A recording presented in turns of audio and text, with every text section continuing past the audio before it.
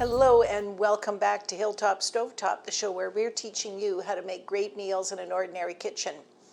Today we're going to be making one of the simplest brownie recipes that you're ever going to want to see, and really easy and great for the kids because it's the kind of thing where if you melt the chocolate in the butter, it's all hand mixing from there, and it's very quick and easy.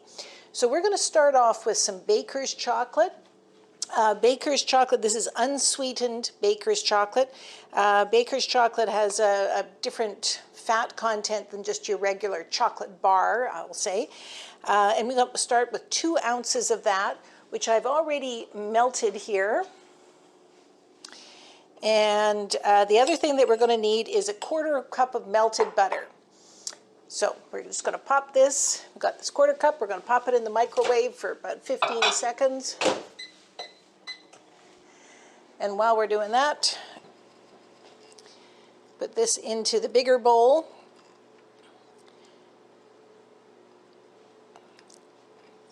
Now, the recipe actually says 2 squares of chocolate. They have recently changed the format in some of these chocolates, so it's a flat bar. Still breaks off the same way, but I find it easier to weigh it. Just make sure that I've got 2 ounces of melted chocolate here. And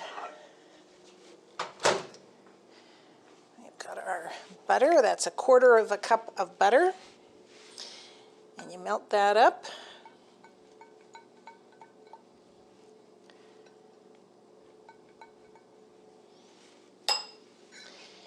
And we're going to add 1 cup of sugar. And this is where you can start getting the kids involved.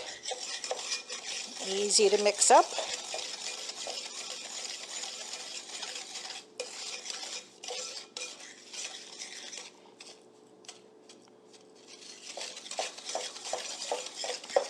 So 2 eggs. And this is the eggs are going to be the only part that is any kind of a leavening agent in this. There's no baking powder, no baking soda. It's very important that you use just regular all-purpose flour, not self-rising flour, because we want these brownies to be dense and chocolatey. And so if we were to put baking powder in it, it would make them fluffy, and that's not what we're looking for in this case. Okay, we got that. We've got 1/2 cup of flour. And this is optional, but I do have some chopped nuts here. And I'm going to add about 1/2 cup of chopped nuts. If you have a nut allergy, of course you don't do that. The other thing that works really well with this is if you can get your hands on some crushed Score bar or something like that, where it's the toffee. That's great. Just mix this until our flour is all incorporated.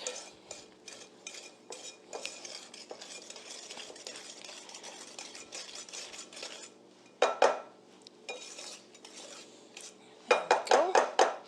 Now we're going to put this into a square cake pan.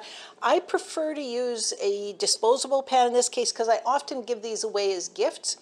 But it's up to you, just a 9x9 pan. The key here, though, is be sure that you have it really well oiled. I've used a spray-on coating on this one, because if you don't, these will stick. And we pop this in the pan.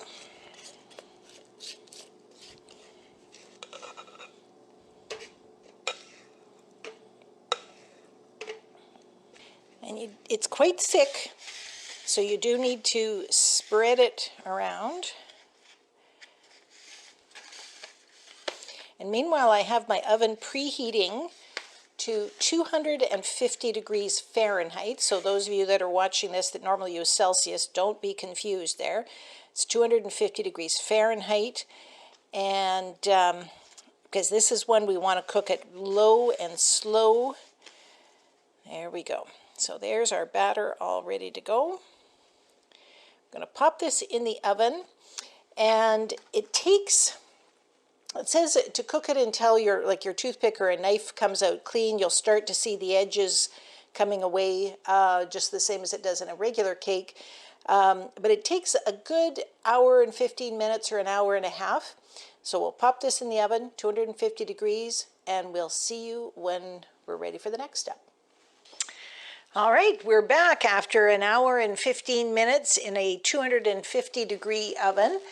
And you'll notice that our edges are starting to come away here. It's a little different than a regular cake because there is a little bit of a crust on it, so poking the top to see if it springs back doesn't help. But we stick a toothpick in and it's coming out pretty clean, so we're good to go there. Now we're going to ice it, and this is one thing that's really different with these particular brownies. Is normally with a cake you wait for it to cool and then you ice it. With these ones we're going to ice it while it's still hot, and that is critical. And I think it's just as easy to buy the pre-mixed icing. I find icing is it's a messy thing to make. It takes about half of one of these tubs to make a batch of brownies like this, and I will normally make 2 batches at once, and actually I do have another batch that's in the oven here. So we're going to do half of this, and we put it on right while it's hot. And you'll notice that right away it does start to melt just a little bit. And that's what we're looking for here, is once it starts to melt, then it starts getting absorbed into the cake, which is one of the things that makes it really extra moist. The more you get it spread out, the faster it will melt.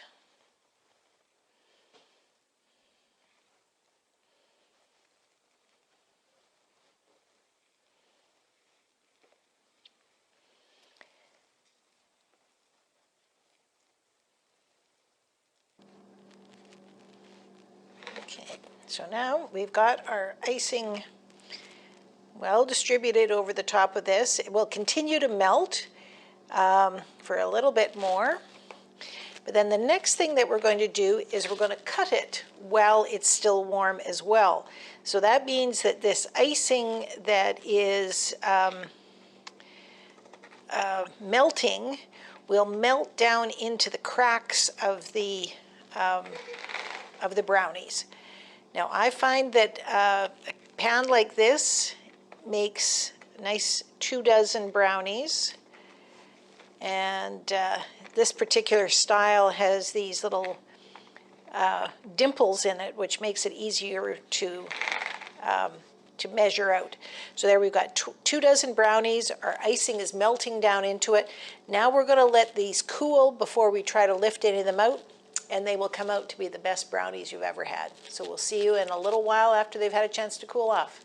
All right, so we've let these lovely beauties cool a little bit more.